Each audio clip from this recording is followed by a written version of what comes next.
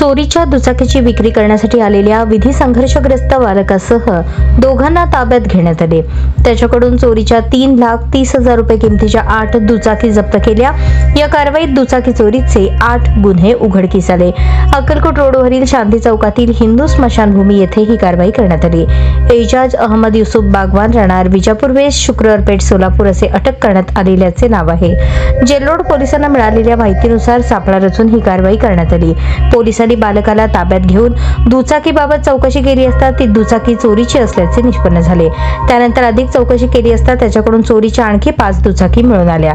अशा प्रकारे पोलिसांनी त्या बालकाकडून जेलरोड पोलीस ठाण्यात दाखल असलेले दुचाकी चोरीचे 6 गुन्हे उघडकीस आणले।